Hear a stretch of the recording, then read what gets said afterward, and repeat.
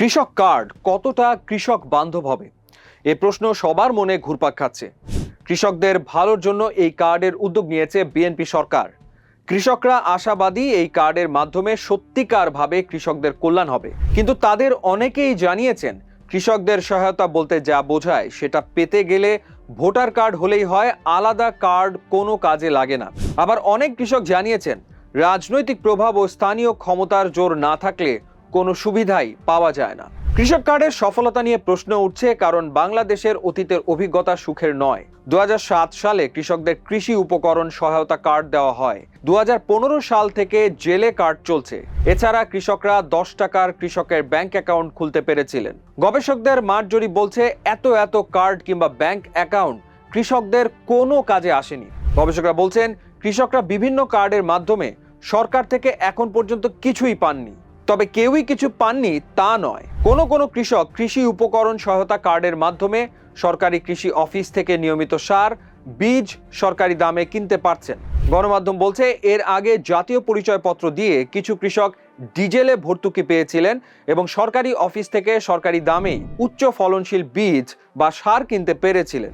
অনেক জেলে অভিযোগ করেছেন জেলে কার্ডের ক্ষেত্রে প্রথাগত বংশ পরম্পরা মেনে কার্ড দেওয়া হয়নি। অনিয়ম, দুর্নীতি, অন্যায় ও ভুল করা হয়েছে। অনেক ধনী ও ক্ষমতাবান মৎস্য ব্যবসায়ী ও খামার মালিকদেরকে জেলে কার্ড দেওয়া হয়েছে। এমন জেলেও আছেন যারা কার্ড পেয়েছেন 2015 সালে, অথচ ইলিশ ধরার নিষেধাজ্ঞার মৌসুমে 25 কেজি চাল সহায়তা পেয়েছেন 2025 সালে। এমনও হয় ডিপ টিউবওয়েল যারা চালায় তাদের সঙ্গে সুসম্পর্ক না থাকায় সেচের জন্য পানি পান না কৃষক। এতে হতাশ হয়ে আত্মহত্যার ঘটনাও ঘটেছে। আরো অনেক চ্যালেঞ্জ আছে, যেমন সঠিক কৃষককে নির্বাচন করা। সরকারের কাছে প্রকৃত কৃষকের তালিকা আদৌ হালনাগাদ আছে কিনা এটা একটা প্রশ্ন।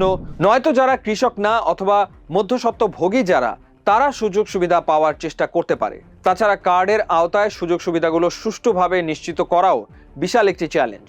ন্যায্য দামে বীজ, সার, ডিজেল সহ কৃষি উপকরণ দেওয়ার ক্ষেত্রে বাজারে কৃত্রিম সংকট, সিন্ডিকেট, দুর্নীতি, অনিয়ম দেখা দিতে পারে।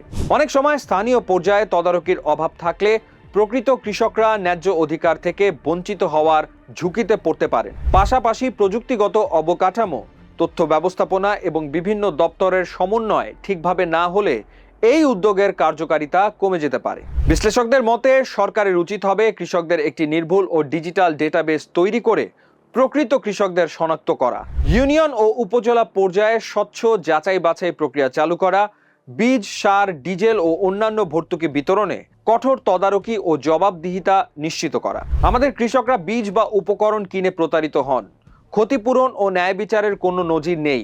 কৃষক কার্ড কৃষকদের এমন ক্ষতিপূরণ আদায়ে কাজে লাগতে পারে, তবে এটা যথেষ্ট নয়। দুর্যোগ বা জলবায়ু সংকটের কারণে ফসল হানির ক্ষেত্রে শস্য বীমা বা ক্ষয়ক্ষতি পূরণে কৃষক কার্ড ব্যবহার করা যেতে পারে। কৃষকের বাজার ও ন্যায্য দামে সরাসরি ফসল বিক্রির ক্ষেত্রে কৃষক কার্ড কাজে লাগতে পারে। এছাড়া কৃষি ব্যবস্থায় জ্বালানি তেলের ওপর নির্ভরতা কমাতে হবে। সরকারের উচিত হবে নবায়নযোগ্য সবুজ জ্বালানির ব্যবহার বাড়ানো। দেশে বহু তরুণ কৃষি উদ্যোক্তা আছেন, তাদেরকে কৃষি ও খাদ্য ব্যবস্থায় সৃজনশীলভাবে যুক্ত করতে কৃষক কার্ডের মতো কর্মসূচিকে কাজে লাগানো যেতে পারে।